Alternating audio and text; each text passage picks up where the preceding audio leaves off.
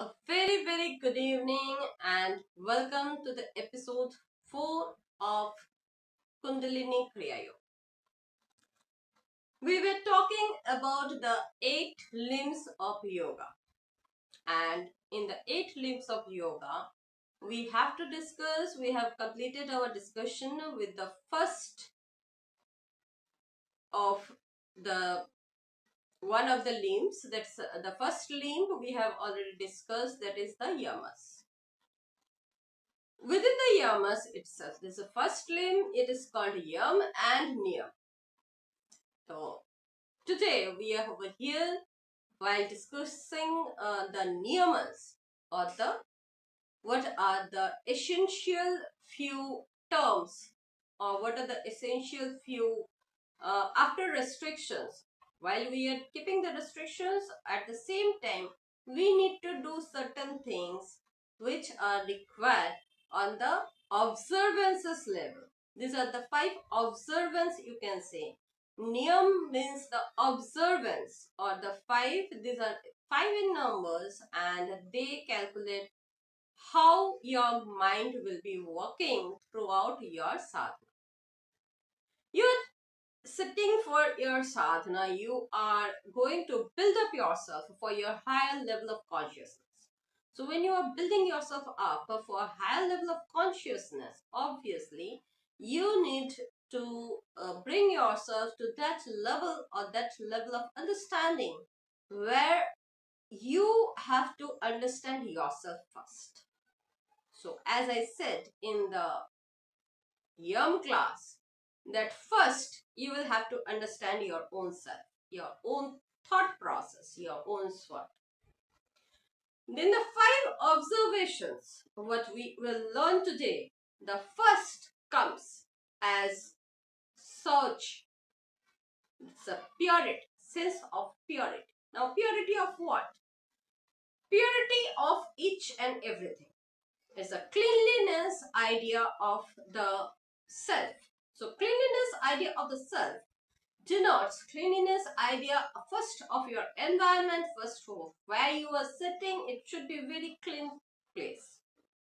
Your asana should be very neat and clean, clearly prepared. You cannot throw it as you used to throw your uniforms after coming back from the school. Obviously, you cannot do that. You are not supposed to keep it in a messy way, like you used to do with your school bag or your office bag. You can't do that. You will have to fold it in a fashion that it can be tidy up every day, and it has to be cleaned every day. Means it's not required for washing. You are not supposed to wash it every day. But cleanliness is mandatory. That is for your asana. Then comes where you are sitting, that place. Suppose I sit on my own cot. So my cot has to be very neat and clean, very neat and tidy. Cleanliness of that is very essential. Your room is supposed to be cleaned every day. Yourself, you have to take bath every day. You will have to clean yourself every day. Second comes your mind. Your mind should be very clean.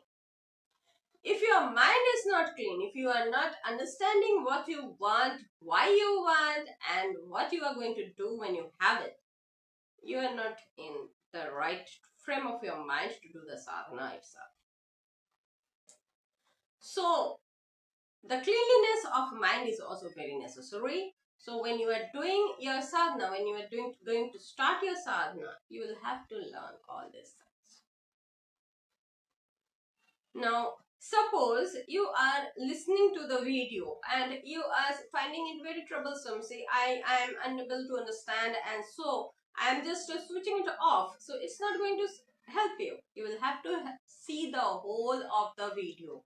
You'll have to share it. You'll have to understand it. If you can't understand it, you can contact me directly through my Facebook, through my Insta, through my other things which we will be denoting in our descriptions or shortly. We have our website. You can give a call to our number over there and you can get in touch with me directly.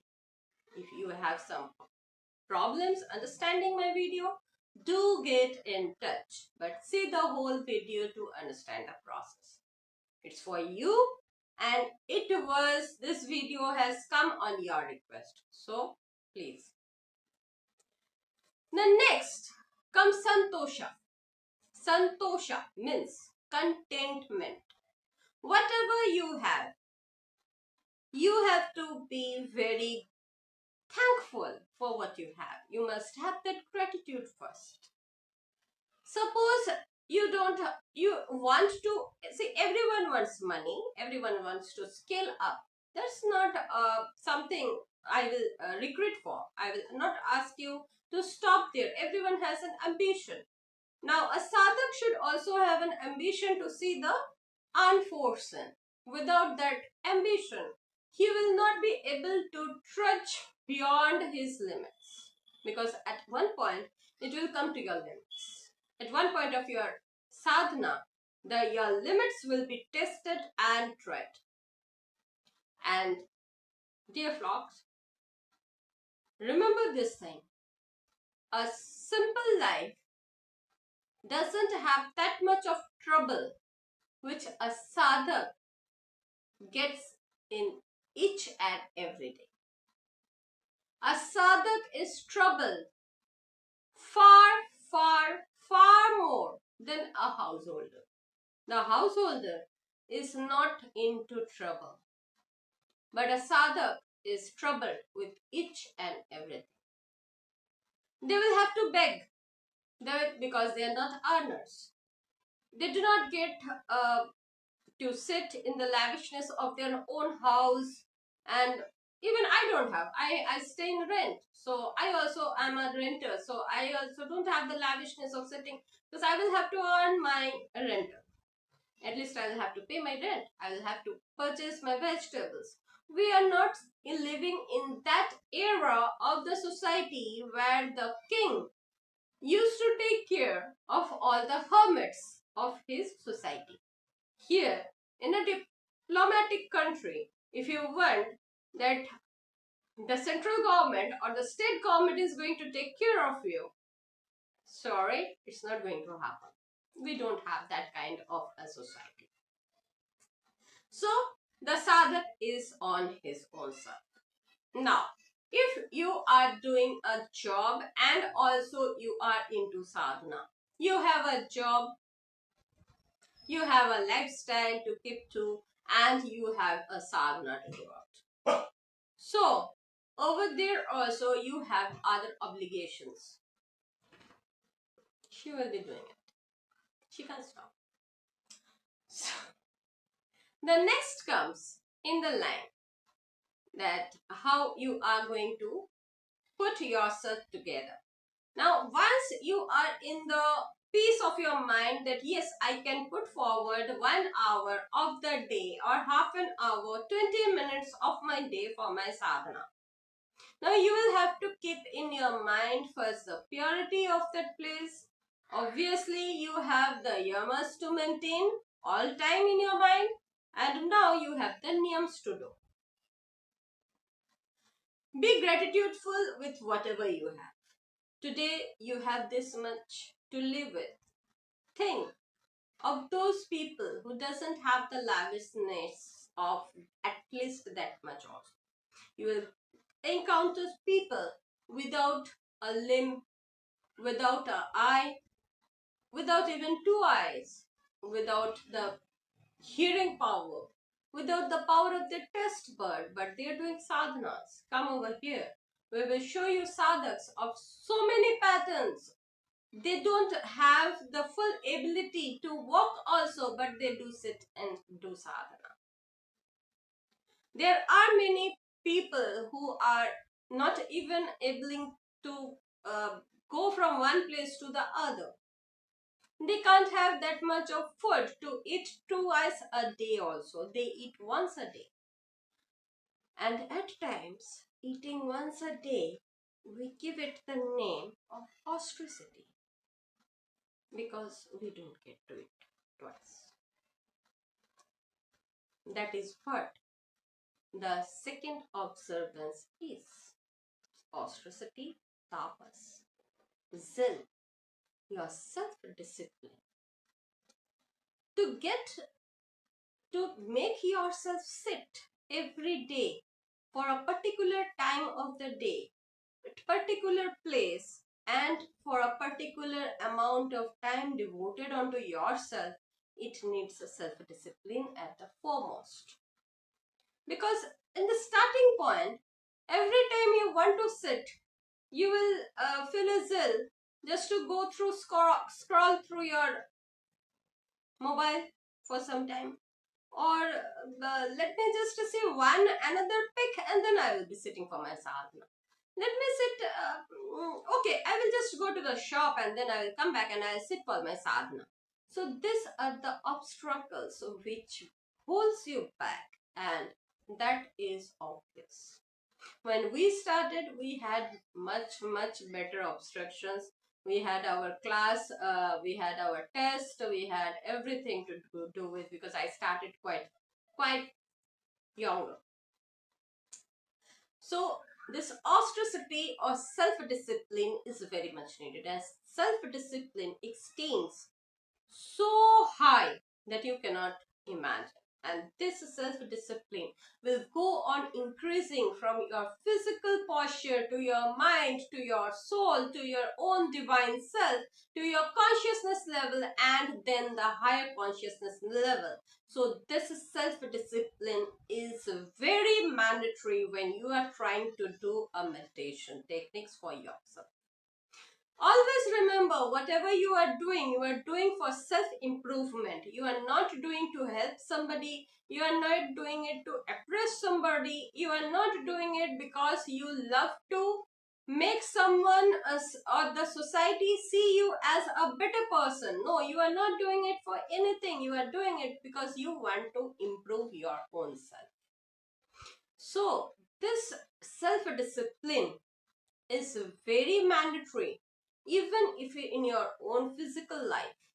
Without a self-discipline, no one can have success. We were disciplined when we were in our army. In army, especially Indian army, is the most disciplined force of the world uniforms. And I can proudly say that what discipline they instilled in our blood runs even today. It makes me get up even in the oddest position of my physical tormentation, and with the highest level of pain that I face due to a broken spinal cord of myself. It's a self-discipline that makes me handle my daily duties, which otherwise perhaps I would not be able to do. So self-discipline, those who keep and those who actually are into a disciplined life, they can understand the importance of self-discipline. Any successful person you see, any successful person you take in the world, you will see self-discipline was the first and the foremost thing that they have done. So this self-discipline, or the niyam of self-discipline, is a mandatory something. Within these 8 limbs of yoga, the niyam are the basic principles which are required for a certain sadhak, for every sadhak to keep in mind 24/7. And this is not an corporate 24/7, not an MNC 24/7. This is far beyond that. In a corporate world, we can forget ourselves even for 2 seconds or 3 seconds. But in this divine world, in the world of spirituality, a lack of 1 nanosecond can cost your whole sadhana life. It has happened. It has happened with many of us. At that point of time, you say that the yogi has fallen down off his path. Then comes a self-study or swadhyaya that I keep on barking like anything.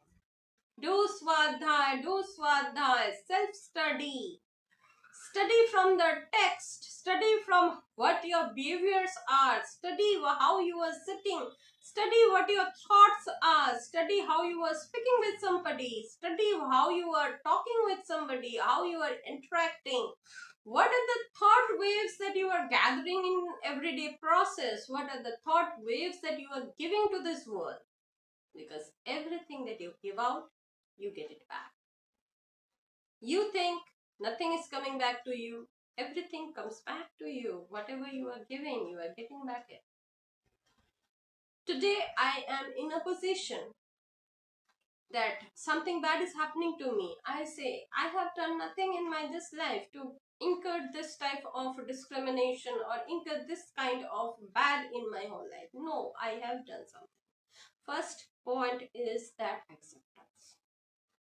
First point is to accept that whatever is happening to me is the cause of my own karma. What I have done either in this life or in a past life or sometimes else or sometime else, that is going to come back to me. So, dear guys, whenever you think that you are wrong, just apologize. Do not stand over there. Self-study is not meant for self-depression. Be beyond that. Be grown up. I'm asking you for swadhyaya, for self-study. I'm not asking you for self-pity. Don't pity yourself. I'm not asking you to sit and cry over what you have done. No, don't do that. You are wasting your time. Just understand your thing. Just understand you're wrong or right and just move on. Because if you are staying in one position, you are just wasting your time. And time is very precious. You never know when is the next breath you are going to take or you are not. So don't play with the breaths that you have. Try to keep a hold of your breath. I'll teach that. Now comes the fifth and that niyam, that is Ishwar Pranidharna. It's a devotion to higher power. You will have to self-surrender. You surrender to your guru, you surrender to your ishta, you surrender to your higher self, you surrender to a deity, you surrender to a faith, you surrender to a religion, but surrender is must. Without surrender, there is nothing. You will have to surrender. The more you surrender, the more safe you are. The more you challenge, the more in struggle you are. So, I concluded the first niyamas that are mandatory, and so the first limb of yoga, that is yam and niyam, we complete over here. So, we'll meet you in the next episode of Kundalini Kriya Yoga Tantra. Till then, goodbye.